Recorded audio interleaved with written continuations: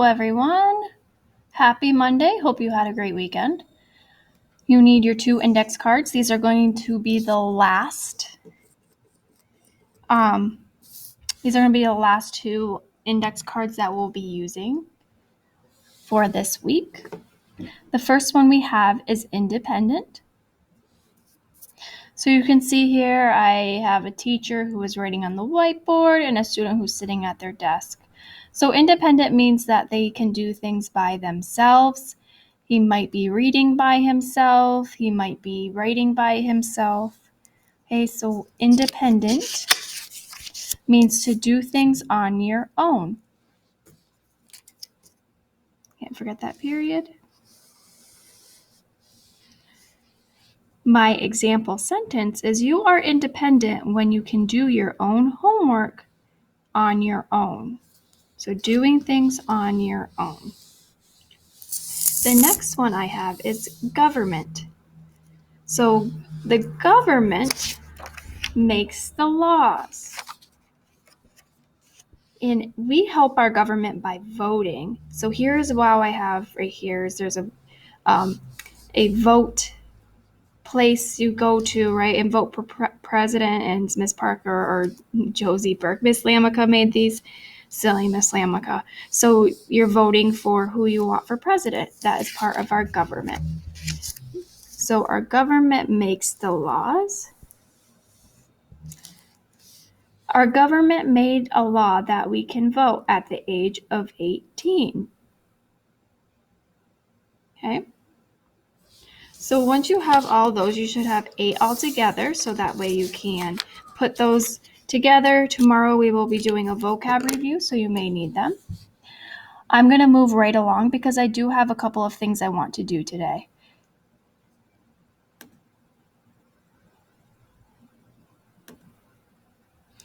I am going to minimize that. Here is a comprehension text that we are going to be reading together. And then I have some questions for you at the end or during it. This is going to be on Edpuzzle, so it will pause and ask you some questions. So as I read the passage, use the reread strategy. Miss Parker cannot talk today. Use the reread strategy to make sure you understand the text. So we are going to be using our reading strategies today when we answer these questions. You may need to go back and listen to the story again to answer these questions, but do whatever you need to do. Use your strategies. And we're also talking about author's point of view, which is the author's opinion. So this is called Express Yourself. Do you tell friends who you think the best singer is? Do you wear a t-shirt for a team you like? This may not seem unusual, so not usual. It is your right to say what you think. Yet, there have been people who have had to prove their freedom of speech. Speak your mind. So here is a heading. Freedom of speech is the right to tell what you think. This is a right in the Constitution. Even if other people do not agree, you should still have the right to say what you think. To speak your thoughts does not just mean saying them. It can mean what you do. There were students in 1969 who spoke with actions. America was at war then. The students did not like the war. They wanted to show how they felt, so they wore black armbands. Some people did not like the bands. The students went to court. This case was called the Tinker versus Desmones. The court said that the students could wear the bands to school. It was their freedom of speech. The students could wear the bands even if others disagreed. Are there limits?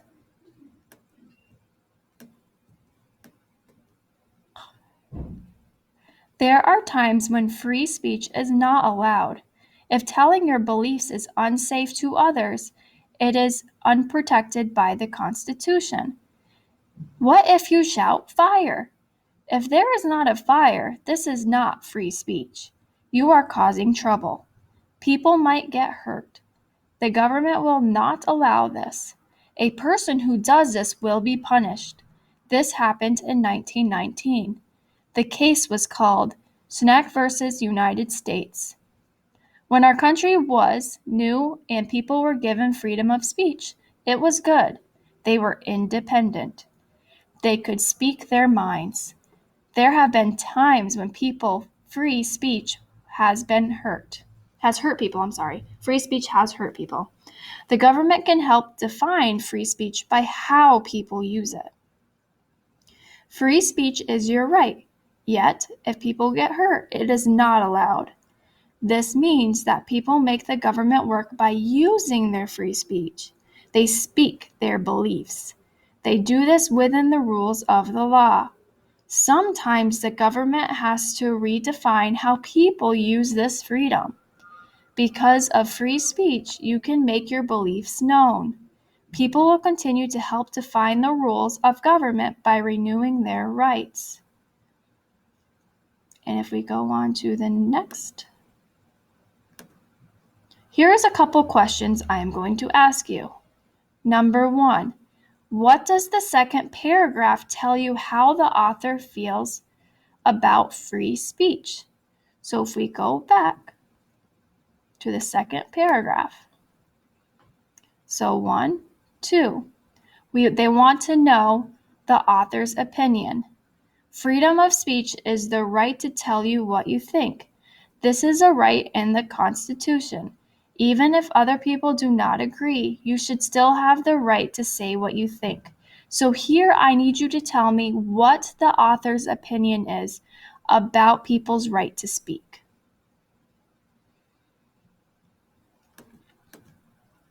Number 2, how do you think the author would have felt about the students in the 3rd and 4th paragraphs being able to wear black armbands?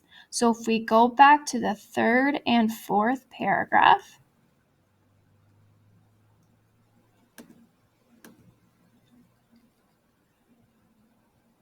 some people did not like the band. Third's right here. To speak your thoughts does not mean saying them. It can mean what you do. There were students in 1969 who spoke with actions.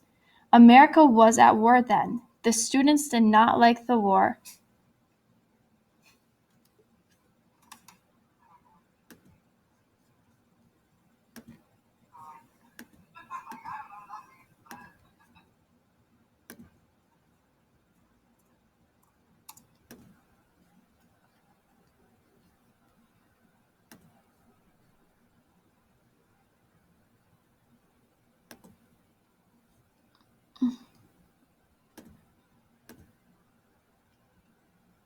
Okay.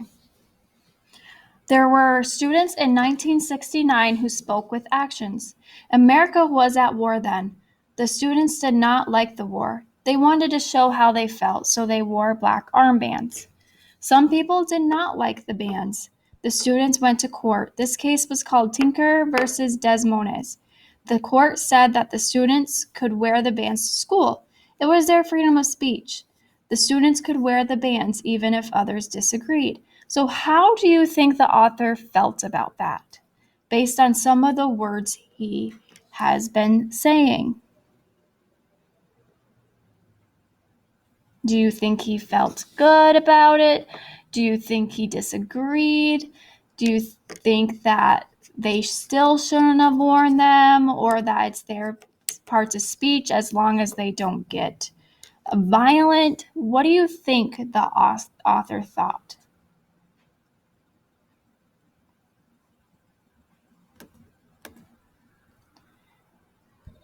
And last one, how does your point of view about free speech compare to the author's?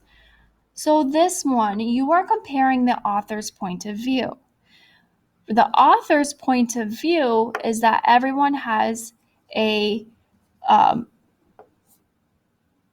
right of speech as long as it's not hurting anyone.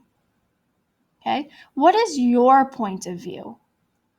Do you think people should have the right of speech? Do you think people should be able to share even if it hurts others' feelings? Like, what is your opinion about free speech?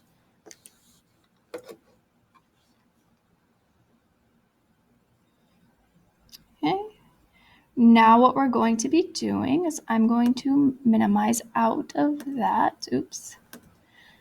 And I'm going to show you a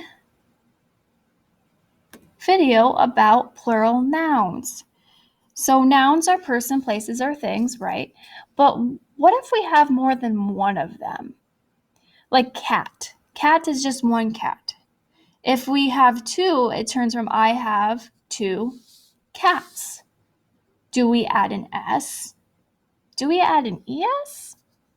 IES? Like, what do we add to the end of the word cat to make it plural?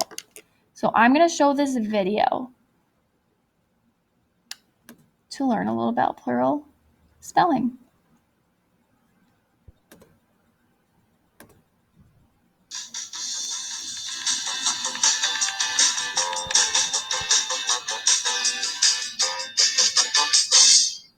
One tent, one lantern, two sleeping bags. No, Moby, we need two sleeping bags. What are plural nouns? A noun is a person, animal, place, thing, or idea. Rock, tree, and chipmunk are all nouns. Singular nouns name one thing. Moby has one backpack. Moby has two backpacks. The word backpacks names more than one thing. It's a plural noun. When do you add S to make plural nouns? You can add an S at the end of many nouns to make them plural. One bird is in a tree. Now two birds are in a tree. You can follow this rule for many words. Pan and pans. Bike and bikes. Flashlight, flashlights. But not every word follows this rule. When do you add ES to make plural nouns? To make the word bench plural, you've got to add ES. Benches. Let's see. One bush grows here, but more bushes grow over there. I see one fox, and now I see two foxes. We have one compass. Now we have two compasses. For nouns that end in CH, SH, S, X, or Z, you add ES to make them plural. I know it's a lot to remember, but when you want to spell a plural noun, try saying it out loud first. It'll help you figure it out. When a word ends in F, drop the F and add VES. One loaf becomes two loaves. Words that end in FE also follow this rule. So, a knife becomes several knives. Right, Moby. There are some nouns ending in F that don't follow that rule. Like chefs. Some words that end in O need ES to make them plural. Tomato, tomatoes. Potato, potatoes. Hero, heroes.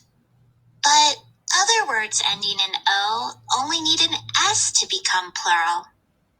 like kangaroos and pianos. Yeah, I wish they would all follow the same rule too. Sometimes I write out the word to see if it looks right. Zoos. When do you add IES to make plural nouns? There's a special rule for words that end in Y. If a word ends in a vowel and Y, you just add S to make it plural. There is one toy, and now there are two toys. If a word ends in a consonant, followed by a Y, you drop the Y and add IES.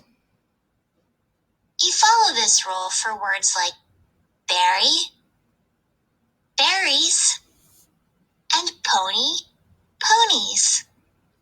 What are some irregular plural nouns?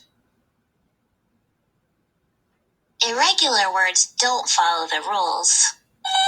Irregular plural nouns are different because you can't just add an S or ES to make.